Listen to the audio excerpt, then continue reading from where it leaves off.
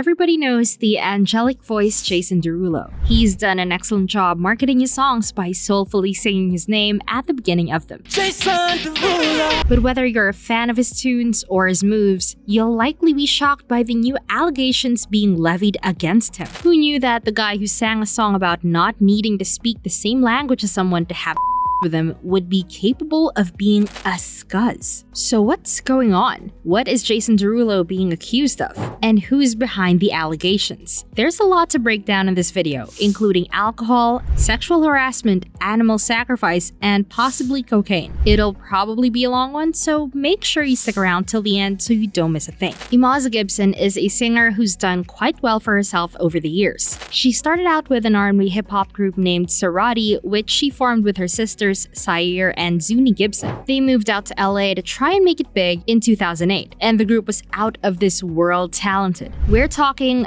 getting signed to Roc Nation, Jay-Z's label, in 2017. Their music and fashion choices are largely influenced by the 90s R&B and hip-hop greats like Salt-N-Pepa, TLC, and Janet Jackson. Although they released 11 singles, they broke up around 2020. Emaza's sisters just weren't feeling the music career and decided to quit, but their run was anything but a failure. Their YouTube channel still has 1.25 million subscribers. After the group's breakup, Emaza started her solo career.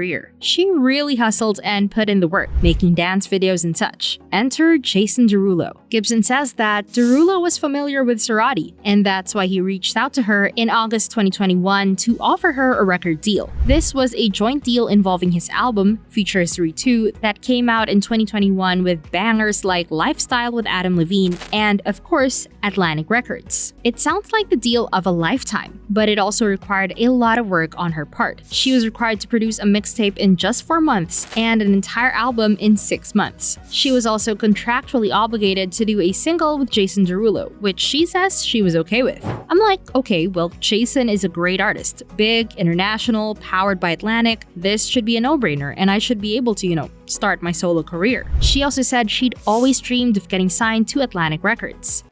I felt like this was like destiny for me. So because of the contract, she set to work with Derulo right away. They worked to make music that they could present to Atlantic for approval so that all the contract requisites would be met and they'd sign her deal. But while the two were working together, Emaza says that Jason kept inviting her to go out and get drinks or grab dinner with him at this exclusive members-only lounge. She kept shooting him down because she wanted to keep things professional between them. I've always tried to keep a professional setting with everyone, especially with men in the industry, because we all heard those stories.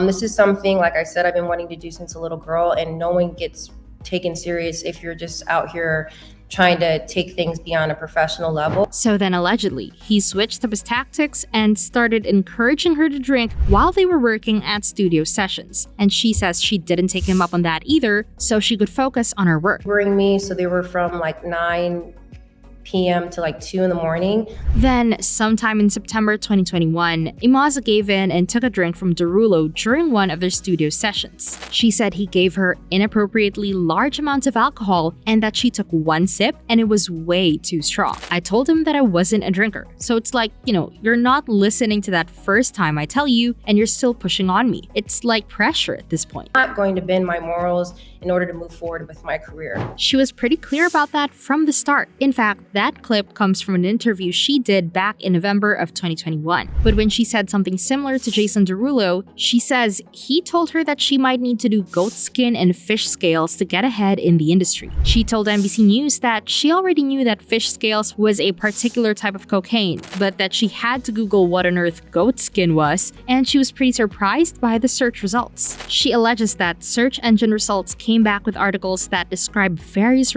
including not just sex, but also animal sacrifices with goats and blood. She said, "I've never heard about this, and I was trying to find and make sense of what it was, and I came across those articles." Her lawsuit against him alleges that his comment about goat skin and fish scales was an explicit demand for sex in exchange for success, and that his behaviors trying to push her to drink with him and go out to dinner with him reinforced that assumption, as well as him constantly scheduling their studio sessions late at night. In November 2021, Gibson went to New York for for a meeting with executives from Atlantic, both to present them with her music and hopefully finalize the details of her deal. With only a few minutes until the meeting, Derulo drops a bombshell on Emaza by introducing her to another woman named Rosa, who would also be attending the meeting.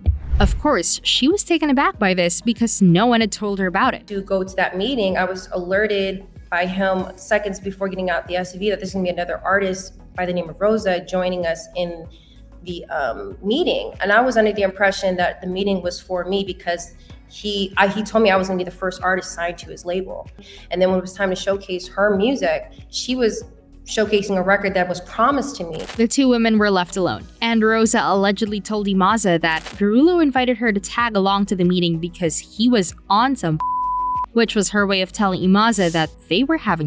Then, not surprisingly, Derulo showcased Rosa's music during the meeting. Gibson took Rosa's involvement at the meeting to mean that her career was advancing because she had slept with Derulo. She said she took note of that fact. After the meeting, Frank Harris, who was Derulo's manager, asked Emaza how she felt about it, and she honestly told him that she was a little thrown off guard by Rosa's appearance. That allegedly set Jason right.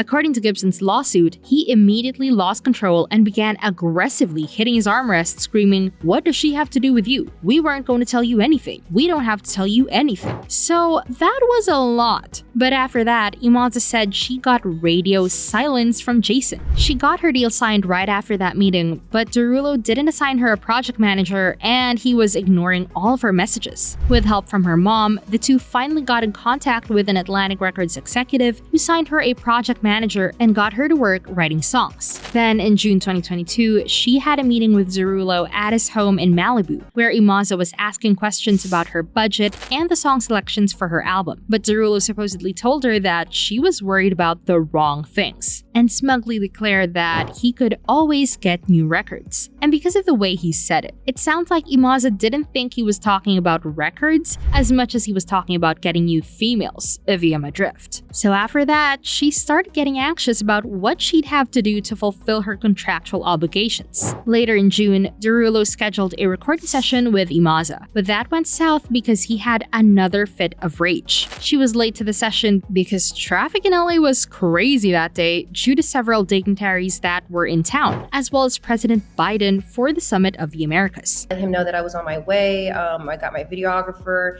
There was a lot of traffic. When she got there an hour late, Jason charged right at her and started berating her in front of her mom, his staff, her engineer, and a videographer. He just tore into her until he allegedly realized the aggressive manner in which he invaded the plaintiff's personal space and the inappropriate volume of his voice. And as soon as I step inside the building, he comes charging towards me, yelling at me to the point where I had to step back with my right foot and I put my hand on my chest because I was just so shocked at this man charging towards me. If I would have stood with my 2 feet in front, he would have bumped into me. Gibson said in an interview with NBC News, "I had to step back. My hand just clutched my chest because I was like, I've never been approached this way by anybody." That was, probably luckily for Emaza, the last time she ever saw Jason Derulo. He left out of the session early because he said he had a flight to catch. Now, Emaza's mom, Sandra Bales, is also her manager, and she's a boss bitch. She called up Derulo's manager to ask him about the incident, and the guy said he wasn't Jason's master. And according to the lawsuit, she said, "I know you're not his master, you're his manager. What would you do if this was your daughter?" The suit then states that Derulo's manager told Bales that Derulo had the right to yell at Emaza.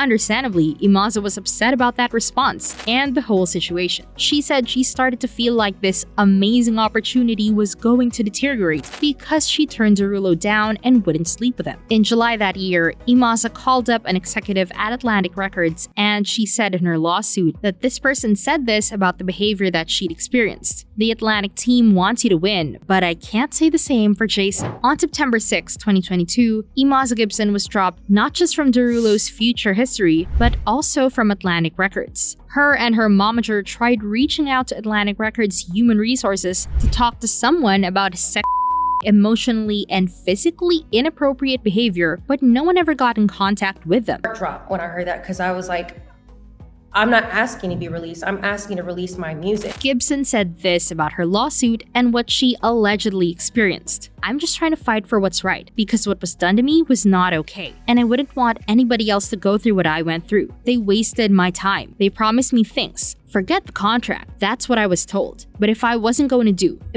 doing my part according to this contract, I would be in trouble. I would be held accountable. Gibson's attorney, Ron Zambrano, said that Jason Derulo not only broke promises and breached contracts, but his threats of physical harm and unconscionable sexual advances towards this young woman who is just trying to break into the industry were outrageous and illegal. The lawsuit accuses Jason Derulo of harassment and his imprint and Atlantic records of retaliation, breach of contract, failure to remedy workplace harassment, as well as violation of California's Civil Rights Act. She's seeking unpaid wages, loss of earnings, and deferred compensation, as well as other employment benefits, plus damages for emotional distress. I've been doing this all my life. This is something I've wanted to do as a little girl, and you don't have to bend your morals to get to certain places. Jason's team hasn't responded to media, but Jason himself did post this video to his Instagram. So what do you guys think? Does Jason's video seem genuine? Does Emaza deserve some compensation? Let me know in the comments, and we'll see you in the next video.